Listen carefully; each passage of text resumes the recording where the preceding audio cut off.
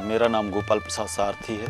मैं ग्राम पंचायत मवई का रहने वाला वाद्य यंत्र का काम करता हूँ। वाद्य यंत्र में मांदर, ढोलक, नगाड़ा, टिमकी इत्यादि वाद्य यंत्रों का निर्माण करता हूँ, बनाता हूँ, रिपेयरिंग करता हूँ।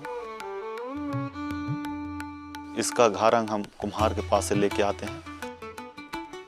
इसके बाद उसका चमड़ा जो है मोचियों के पास से खरीद करके उसके जो बाल है वो बाल की सफाई हम लोग अपने स्तर से करते हैं। सफाई करने के बाद जैसे वो ड्राइंग पेपर की तरह हो जाता है, फिर उसमें हम लोग पेंट करते हैं। पेंट करने के बाद हमारे जो औजार हैं उन औजारों से उसकी रस्सी या छवाई का काम करते हैं। छवाई का काम पूरा हो जाता है तो दूसरे दिन खरन का काम शुरू करते हैं। तो खरन के काम में हम लोग पत्थर और लोहे का मैल जिसको लहगू कहते हैं, तो एक तरफ हम लोग लोहे का मैल जिसको लहगू कहते हैं उसे लगाते हैं और दूसरी तरफ जो पत्थर जिसको चमार गोटा भी कहते हैं, चमार गोटा, उसको लगाते हैं। तो इनकी दोनों की आवाज़ अलग अलग होती है।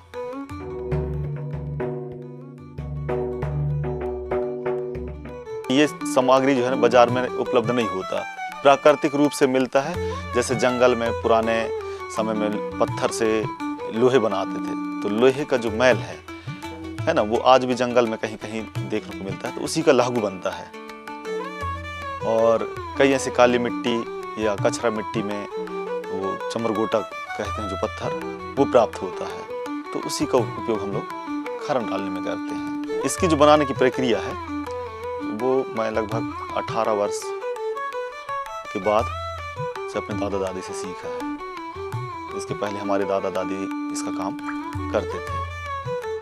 हमारे पास छत्तीसगढ़ और मध्य प्रदेश के ऐसे आदिवासी जिले हैं, इन जिलों में इसकी अधिकतर मांग होती है।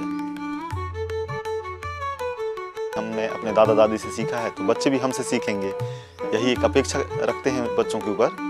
लेकिन अगर उनकी इच्छा है, अगर करना चाहते हैं तो कर सकते हैं, इसमें कोई प्रतिबंध नहीं है। पुरानी संस्कृति से जुड़ा हुआ है और ये संस्कृति लुप्त ना हो और ये सतत चलती रहे, यही हमारी एक अपेक्षा भी है।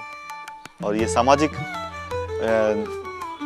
वाद्य यंत्र है, समाज में काम आता है, मंदिरों में। तो हमारा भी एक सोच है कि हमारे बच्चे भी ये काम करें ताकि समाज के हित में बच्चे कुछ काम कर सकें।